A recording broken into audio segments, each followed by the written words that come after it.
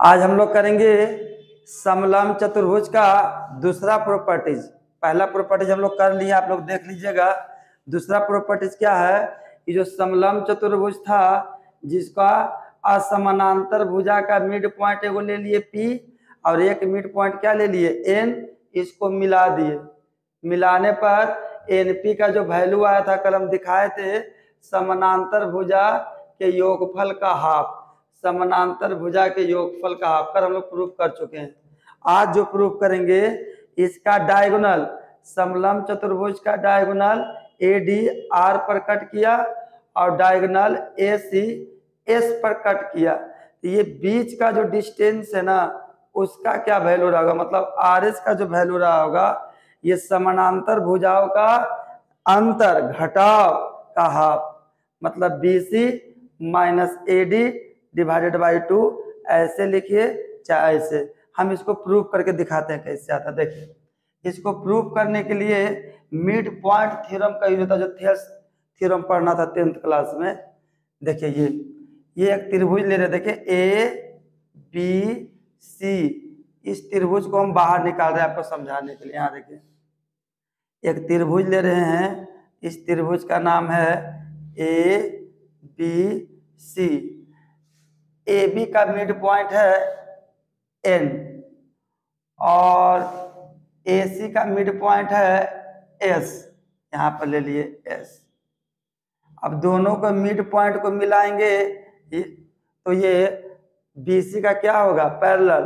तो हमको mid point theorem से पढ़ना था, mid point theorem, Thales theorem का ही स्पेशल केस है। क्या था, जब दो भुजा के मध्य बिंदु को मिलाया जाए तो तीसरी भुजा के आधी और पैरेलल होता है। तो तीसरी भुजा कौन है BC, तो BC का क्या होगा आधा। कौन, जो मिड पॉइंट मिला है। मिड पॉइंट कौन मिला है N से लेके S तक। तो NS का जो लेंथ होगा, लंबाई होगा BC के हाफ। अब हमको क्या करना है, इसी में एक त्रिभुज और लेंगे ABD को आप बाहर निकालिए।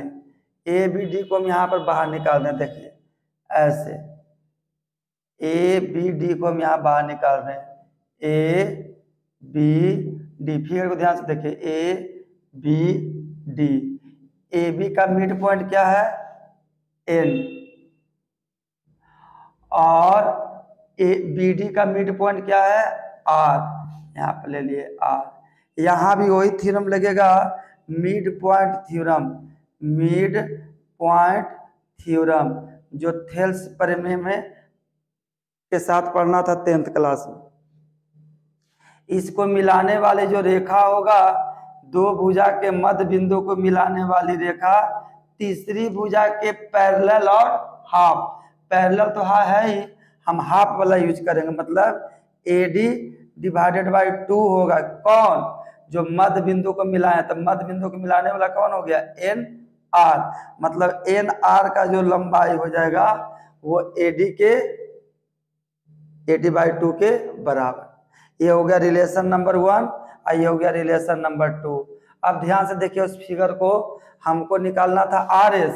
हम दो चीज निकाले, पहला तो हम NS निकाल चुके हैं, NS इधर हम कुछ देर के लिए मिटा दे रहे हैं। देखिए NS निकाले, NS यहाँ निकला है NS का वैल्यू। अगर इस NS के वैल्यूज में से हम NR को हटा देंगे तो मेरे पास सिर्फ RS बचेगा और इसी के बीच का वैल्यू हमको निकालना था। मतलब क्या करेंगे, हम NS में से NR को हटा देंगे RS का वैल्यू बचेगा। ऐसे करेंगे रिलेशन 1 और 2 से, मतलब ऐसे लिखेंगे रिलेशन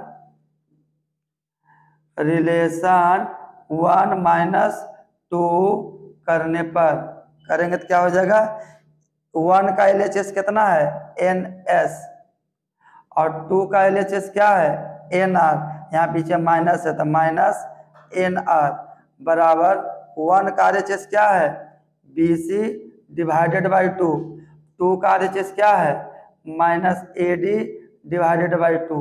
अब देखिए NS में से NR को घटा देंगे, ऐसे देखिए ये पूरा NS था, यहाँ से लेके यहाँ तक NS, एन आर को घटा देंगे, एन आर को घटाना मतलब मिटा देंगे, यही लेंथ बचेगा।